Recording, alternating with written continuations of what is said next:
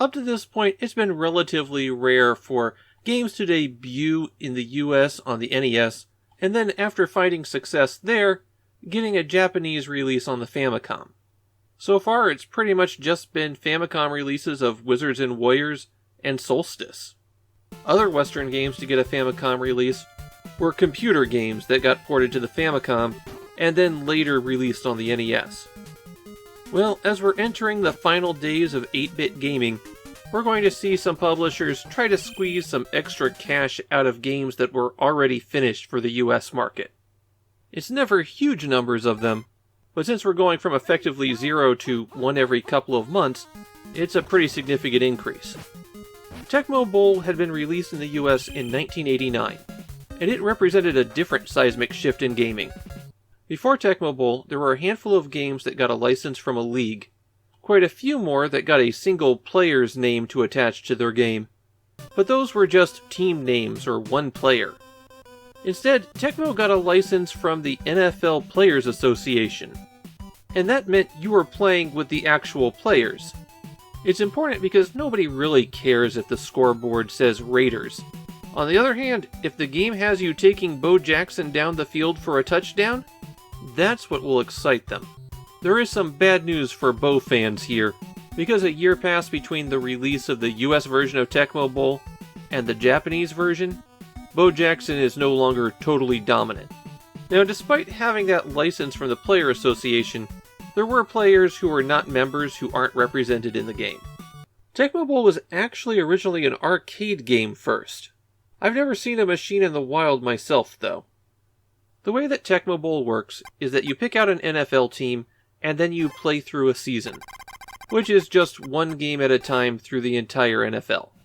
When you select a play, you've got 4 choices. These choices always remain the same for your team, and usually it's going to be 2 running and 2 passing plays. Both the offense and defense players see the exact same plays. If the defense player happens to pick the same play as the offense player, then usually it results in the quarterback being rushed and sacked. If you're on offense, you hit the A button to snap the ball, and then if you're passing, you hit A to cycle through potential receivers and B to pass. Interceptions are very easy to perform in this game. If there's any coverage on a receiver, it's going to be intercepted. If you're on defense, then before the ball is snapped, you can hit A to cycle through which player you're going to control. If you're kicking the ball, then you'll see a power meter that goes up and then goes back to 0 when it reaches the top. Just hit A when you're ready. One of the fun things in Tecmo Bowl is that the Player Association license isn't just the names.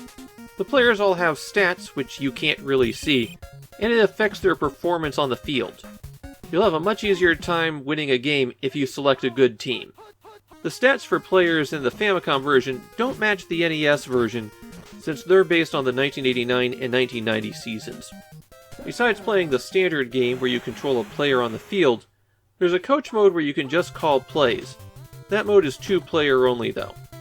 As you might expect, Tecmo Bowl did not have the impact in Japan that it had in the US. These days it's an afterthought in the list of Famicom sports games. But despite that, Tecmo decided to release Tecmo Super Bowl in Japan as well, so they had to at least make some profit on it. I'm not as enamored with Tecmo Bowl as a lot of people tend to be.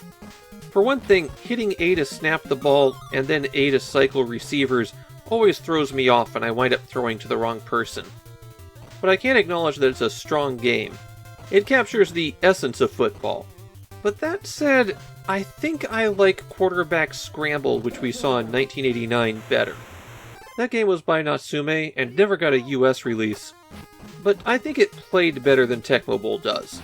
The limitation on plays and the lack of defensive choices make me feel pretty cramped in Tecmo Bowl. I'd like more options. But being the other good football game so far on the Famicom, it still stands out.